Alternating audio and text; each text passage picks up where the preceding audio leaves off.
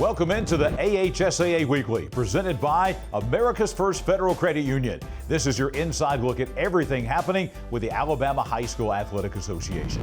I'm John Holder. Coming up on this week's program, we're going to be joined by Lisa Ivey. She is the head bowling coach at Sparkman High School in Madison County. They are headed for the state bowling championships this week, coming up in Gadsden. We will also be joined this week by the head coach of the Wakefield Pirates boys basketball team, Coach Zach Wakefield. They're the number 4 ranked team in the state in Class 3A boys basketball. Also, 2 new head football coaches in the state will join us. The new head football coach of the Vestavia Hills Rebels, Coach Robert Evans, and also the new head coach of the Enterprise Wildcats, Coach Ben Blackman. Also this week, of course, David Holtzford's highlights. Highlights coming up from basketball, wrestling, and bowling from across the state of Alabama. All of that and more on this week's edition of the AHSAA Weekly, presented by America's First Federal Credit Union.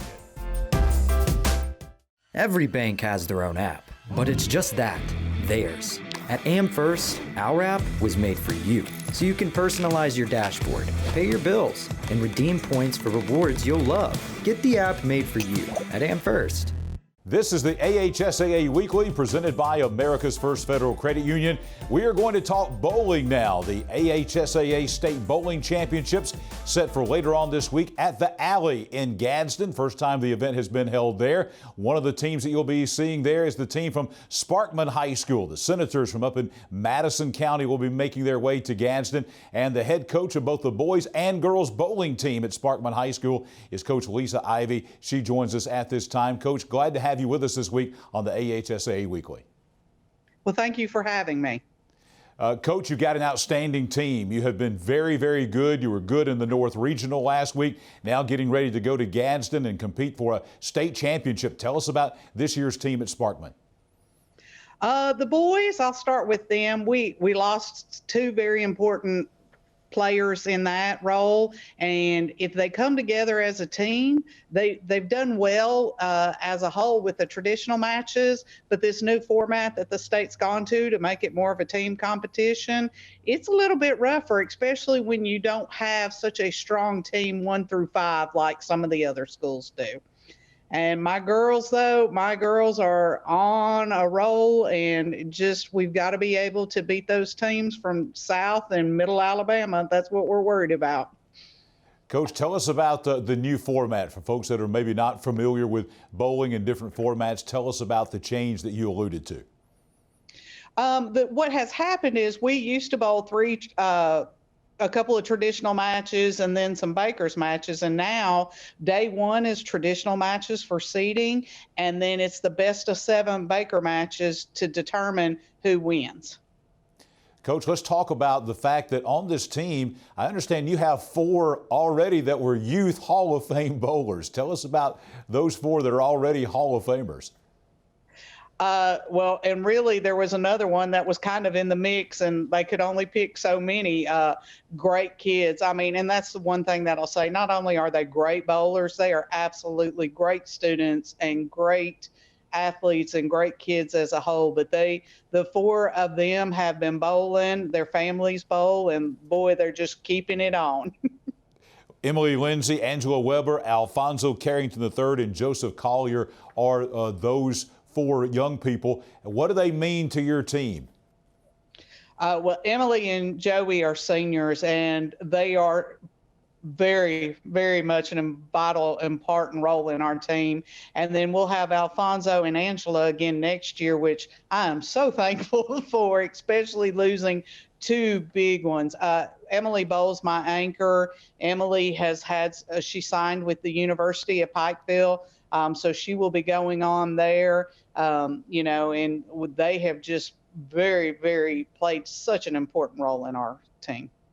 Coach Ivey, we haven't had bowling as a championship sport in the AHSAA for very long, just a few short years, but it seems to be really growing in popularity around the state of Alabama. What do you think's behind that as far as bowling becoming even more popular year to year?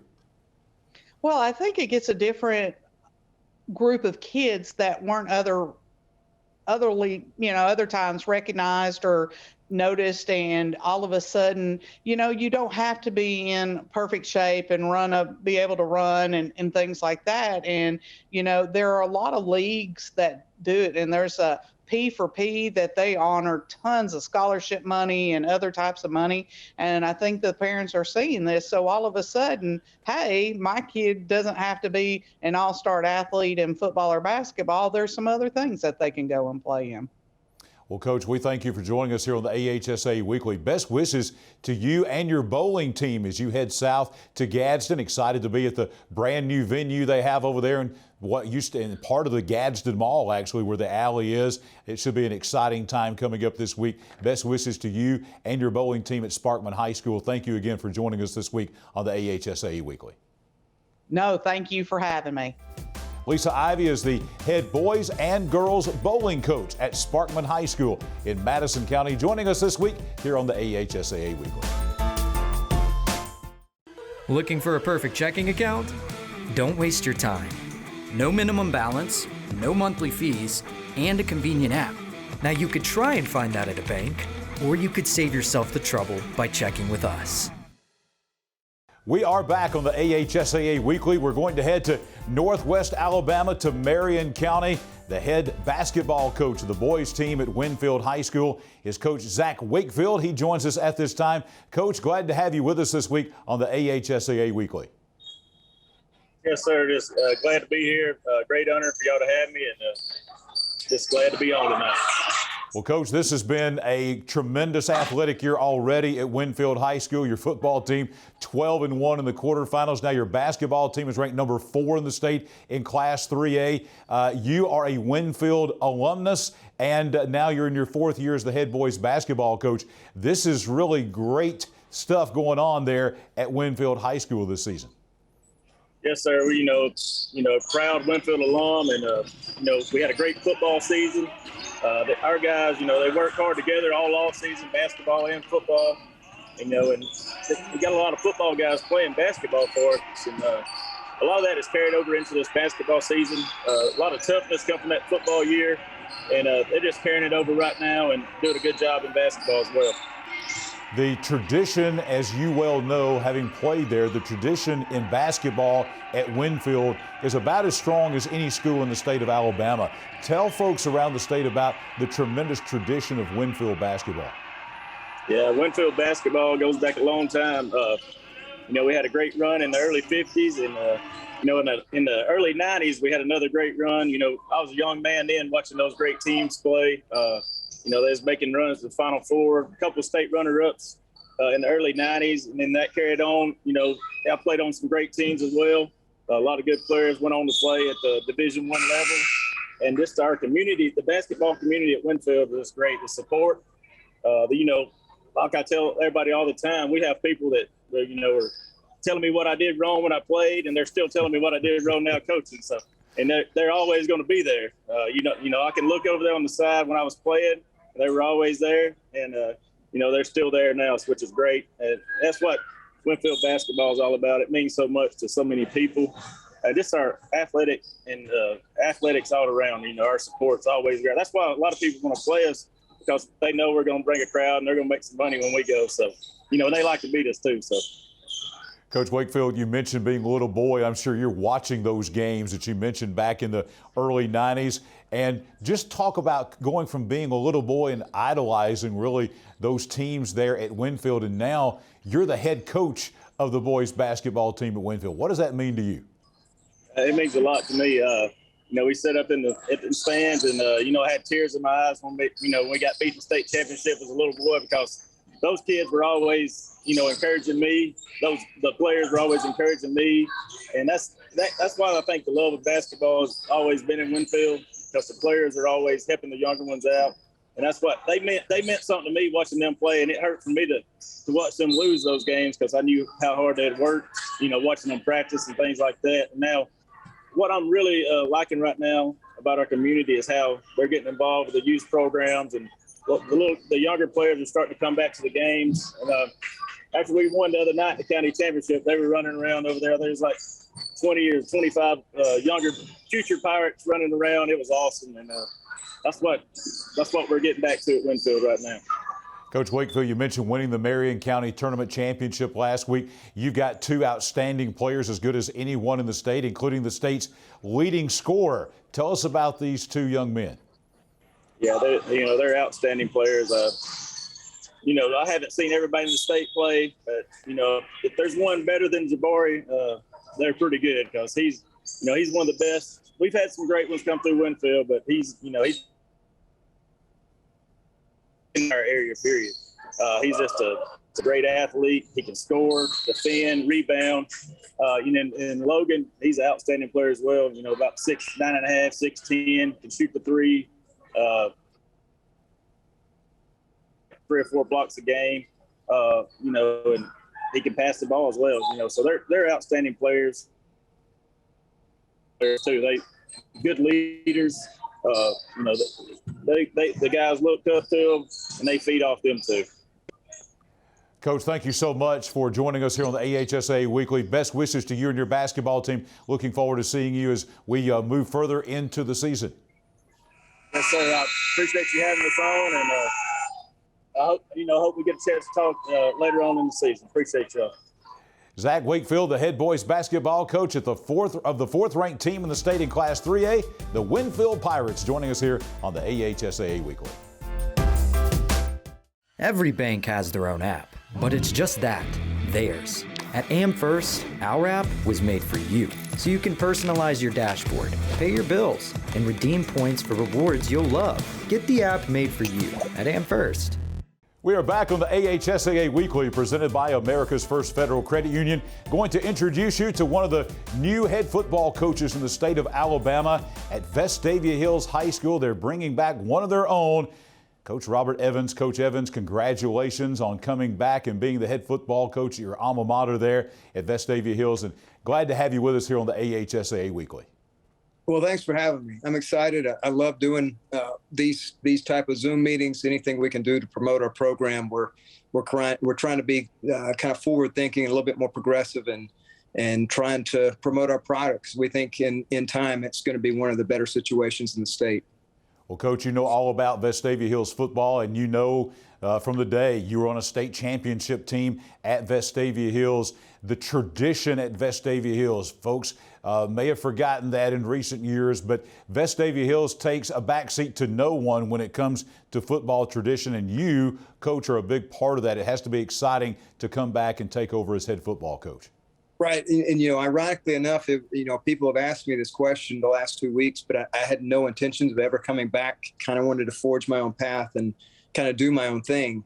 But when this opportunity presented itself, there's only a handful of jobs like this in the state. And at this point in juncture in my career, there was nothing left to do from coordinator perspective. And when one of the good over the mountain jobs comes open, this one's as good as it gets.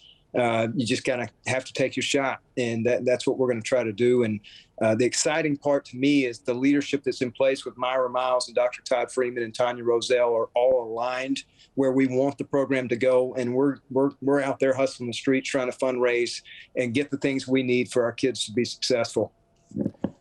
Coach Evans, you have played for, not many folks have played for the guys you did in high school, because you played not only for the legendary Buddy Anderson in football, but also baseball for Sammy Dunn. What do you take away from those two absolute legendary coaches? Right. Well, I think from Coach Anderson, it was just the consistency of routine and the discipline and the toughness that comes along with football. And he was kind of the same guy every day, but there was a fundamental toughness that I'm trying to kind of instill in our kids. And then people don't realize Coach Dunn wasn't just a great baseball player. He was an outstanding football coach. But from a program perspective, I'm more similar to what Sammy was than what Coach Anderson is. I think Coach Dunn was very forward thinking for his time and very aggressive in building a facility, building a brand, building national schedule, trying to have the best for his guys. And that's what we're looking to do from just a program perspective. But obviously, football is going to come down to the X's and O's will take care of themselves. And the fundamental part, like Coach Anderson, we want to be fundamentally solid. But program-wise, we really kind of want to build a brand, and we want people excited about Vestavia football. Well, Coach, it has been a pleasure to introduce you to folks around the state who may not know about you. A great player at Vestavia. You've been a great coach, as you mentioned, at Mountain Brook, and now coming home to Vestavia Hills High School. Thank you so much for spending time with us. Best wishes to you and your journey there as you come back to Vestavia Hills High School. Thank you so much for having me. We look forward to partnering with you guys in the future. Coach Robert Evans, the new head football coach of the Vestavia Hills High School Rebels, joining us this week on the AHSAA Weekly. Looking for a perfect checking account? Don't waste your time. No minimum balance, no monthly fees, and a convenient app. Now you could try and find that at a bank, or you could save yourself the trouble by checking with us. And we are back on the AHSAA Weekly, presented by America's First Federal Credit Union. Going to catch up now with the new head football coach of the Enterprise Wildcats, a name that and a face that's very familiar to high school fans in the state of Alabama. Coach Ben Blackman joins us at this time. Coach Blackman, thank you for joining us here on the AHSAA Weekly. Congratulations on your new job headed over to the Wiregrass, to Enterprise, to take over the Wildcat program. Well, I'm excited about it. It's a great opportunity. Just ecstatic to be here. We got phenomenal people, phenomenal facilities.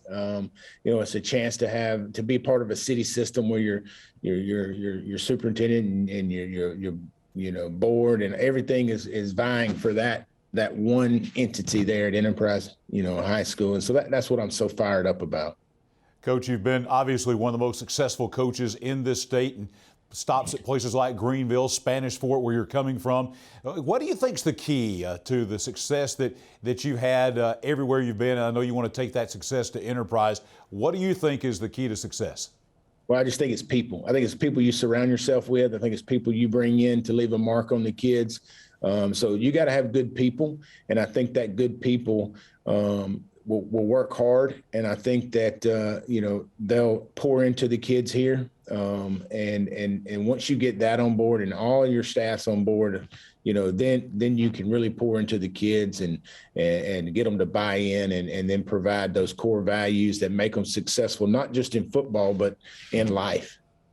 Coach, having played high school football at Robert E. Lee High School in Montgomery, you're very familiar with Enterprise, and I don't think it's a stretch to say that this is one of the most tradition-rich football programs in the state of Alabama, regardless of classification. Just what do you see coming into this program? What do you see about Enterprise football?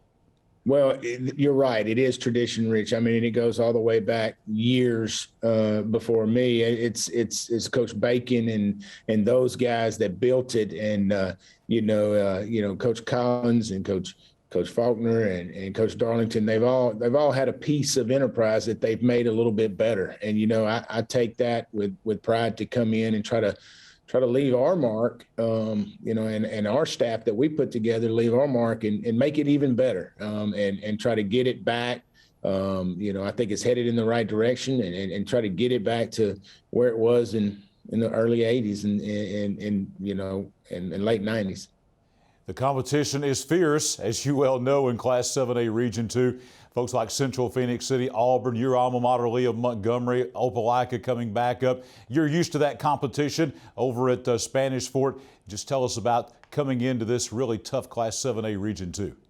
Well, I think that's what makes coaching so great is the Friday night, the experiences, the getting to go and play against those opponents and to see, how you match up, in this region. Spanish Fort, where I was there, we had a tough region, man, week in and week out. We were gonna face those teams, the St. Paul's, the Saralands, the Daphnes, all those great programs down there, and we got that here in this region. This region in 7A has produced the South winner, since they've gone to 7A, and it's an opportunity to get in, to fight and try to build that program to be part of the top echelons in this region.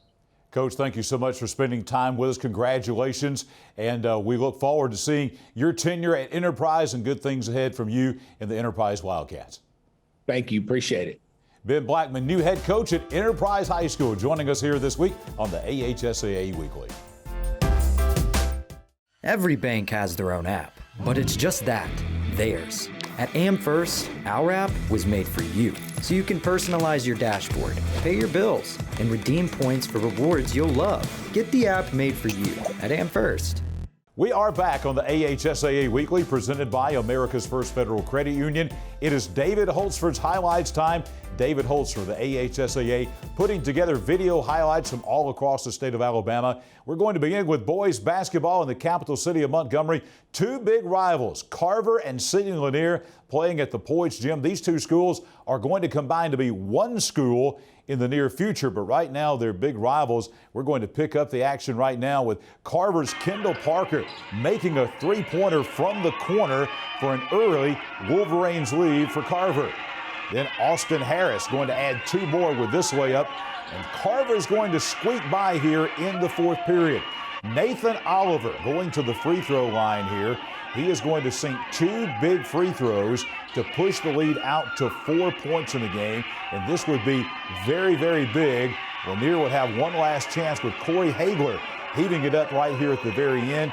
He makes the basket, but he did not get the foul, and Carver escapes with a 57-56 Class 6A win there in the city of Montgomery. We move to the Wiregrass, where Rehoboth faces Carroll of Ozark in Class 5A Area 3 with a wild finish. Maricia Walker gets the inside pass and gets fouled as she makes the basket in the third quarter and makes the free throw, sending the game into the final quarter. In the final 30 seconds of the fourth period, the game all tied. Sophomore Miracle White gets the rebound and in namesake Miracle fashion gets the shot to go in to give Rehoboth a 51-49 win down in the Wiregrass.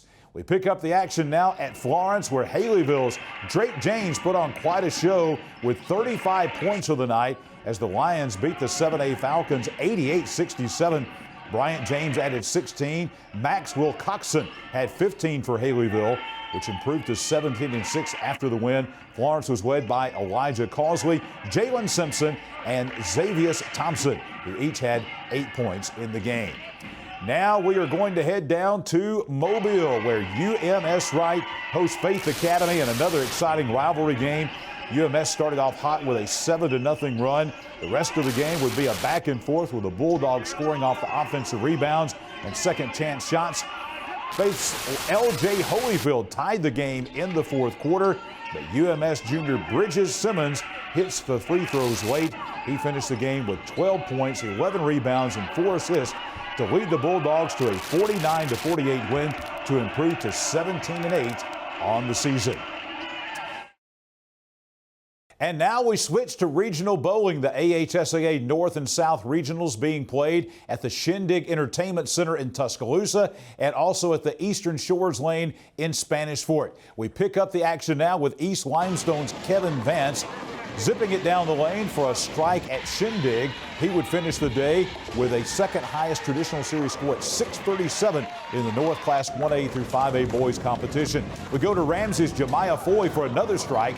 She would finish with a 357 series total to help the Rams claim the berth in the 1A 5A tourney at Gadsden. This is Hewitt-Trussville freshman Tristan Atwood, bowled a 300 2 weeks ago. He rose a strike in the North 6A 7A boys competition and in the 6A 7A girls high score in the traditional round. This is Gracie Conley rolling another nice roll right there as the 6A and 7A competition continued in Tuscaloosa. Now we continue the action as we take you down to Spanish Fort, looking at some of the highlights there. The North Region winners, by the way, were Corner High School in 1A 5A, Sparkman in 6A 7A on the girls' side, with Etowah 1A through 5A and Vestavia Hills 6A 7A on the boys' side in the North. South Regional winners, the Baldwin County boys in 6A 7A, Alberta boys in 1A 5A, and the Beauregard girls in 1A 5A and Stanhope Elmore in 6A 7A. State tournament taking place this week at the Alley in Gadsden. Now we close this week's highlights with action from the AHSAA 2022 Wrestling Duels Finals. First in Class 7A, Vestavia Hills' John Edwards gets the pin over Nathan Black at 184 pounds in just 13 seconds for the quickest pin of the day. Thompson, however, would prove to be too strong as we catch pins coming up here by Warriors wrestlers Baron Criddle at 222 pounds and also Carson Freeman at 172 pounds on Thompson's way to a 39-19 win for Thompson's third duels title in a row.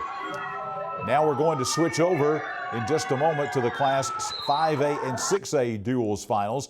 Arab taking on McAdory in the closest battle of them all. We start in the 122-pound class as Arab's Cade Dunn gets the pin 1 minute and 28 seconds into the round. McAdory won 5 of the first 6 matches, but Arab would reel off 5 of 6 wins later in the match to lead the comeback. We catch the Knights' Patrick Waller at 154 pounds getting the win over McAdory's Keandre Polnitz, and Arab's Joshua Rowe clinching the duels title for the Knights with a tough 11-9 decision over McAdory's Christian Griggs at 147 pounds. And that is going to complete the comeback as Arab won the championship 31-29 over McAdory. Some very close and exciting wrestling matches there in the duels between Arab and McAdory. Next, we're going to take a look at Asheville and Deschler. They finished the championship night. Asheville did with a 39-27 win over Deschler in the 1A, 4A finals. Owen Meads gets the pin in the second round of the 108-pound weight class to start off the Bulldogs. Dylan Harris at 172 pounds gets the pin as well. And that's followed by Cody Fincher getting a pin just before the buzzer in round number 1. Brian Hampton winning at 147 pounds with another win. And Mason Wilson closes the action with a pin early in the third round as Asheville captures its first ever AHSAA Duels Championship. More exciting wrestling action coming up there between Asheville and Deschler in classes 1A through 4A in the Wrestling Duels Championships last week. And we close this week's edition of the AHSAA Weekly on a sad note. One of the legendary boys basketball coaches of all time in the state of Alabama, legendary former Central of Tuscaloosa head boys basketball coach Roosevelt Sanders passed away this week at the age of 84. Our thoughts and prayers and sympathy go to the Sanders family. That will do it for this week's edition of the AHSAA Weekly, presented by America's First Federal Credit Union. We will see you back here next week.